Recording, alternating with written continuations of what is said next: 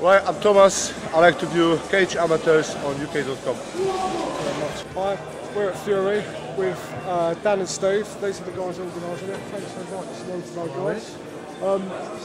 Feel quite privileged because we're famous now, hanging around the lights of Alistair over here. Yeah, no, that was only at the centre. It'd be nice. Give us a bit of background, guys. How Fury started and what gave you the idea? Obviously, Dan, you're a fighter. Yeah, as far as Fury starting, I think it was Steve's idea initially. It was a bit of both. I think I mentioned it to Dan.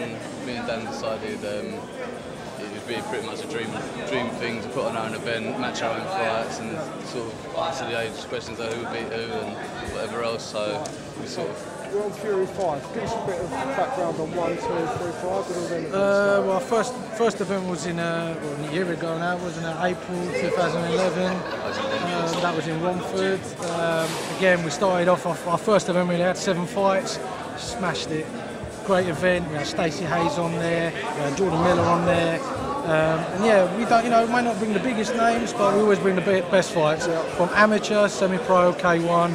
And again, as you said, I'm a fighter, so I've got a lot of connections. That's my job. And down to the organising and stuff, that's Steve's job, making sure the entertainment's good.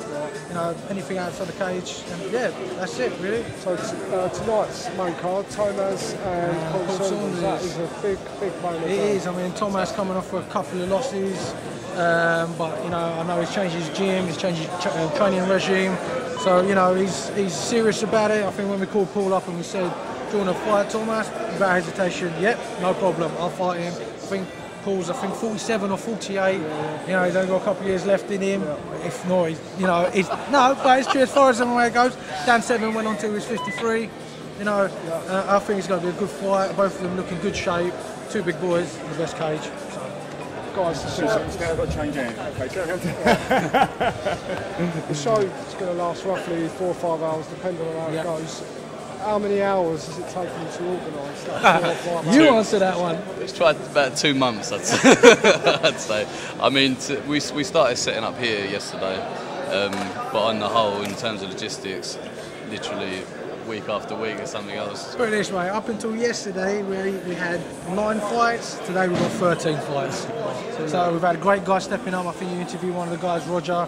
He's decided to fight twice in one night, said he doesn't care, and he's an army boy, so I know he just wants to get in there and fight. And like I said, we bring, they might not be the biggest names, but people would really love to fight. Yeah, and you've got a YouTube channel now. Yes, we have. People want to see some of the old events and the highlights of the Fury MMA. Fury MMA on YouTube.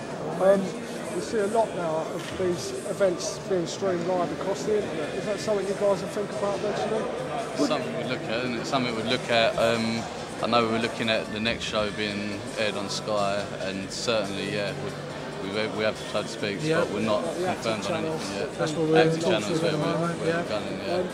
So, who else? Obviously, it must be just more than you two. Have you got any other guys who want to like? I'll tell you the truth. Yeah. Steve and Dan. Really? They're the only people who run it. They're the only people who put in it. Obviously, we've got sponsors, Cage Hire.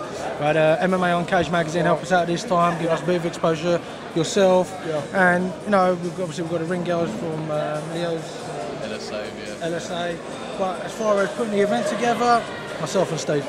Brilliant. So it's a lot for 2 guys to do. Yeah, but when you love MMA. Yeah, you're the matchmaker, I take it. Yes, I am. When you're fixing up a fight, you have to obviously look at someone's record and I'm sure if you look at my record, it's not the best record, but for my earlier fights, I was mismatched and guided wrongly. Yeah. So we try to match everyone on the same level, everyone the same fight experience. Because at the end of the day, it's the fight that makes it exciting. You don't want someone coming in here and getting weighed in within like a few seconds and being very unfair. Not pleasing for the crowd. At the end of the day, they're the ones who are paying the money to come and watch great fights, and they want to keep me and Steve motivated to put another show on. Let's tell them now. Not every show it goes easy. Sometimes you just want to go throw the towel in, done. But come and see the crowd here, the atmosphere. Give us another hour, we'll be on our feet as well. Say about your MMA record, Dan, but I just want to point out one fight. Okay. You know what I'm going to say, don't you? The Ryan Campbell's fight. Was that your best fight? That was one of my best fights. It was a bit personal because the gym I train at down in South East, not Team Time, but down in South East, he used to come there, and I think looking at my record, he thought, hey, I can step up, and I took my training seriously for that.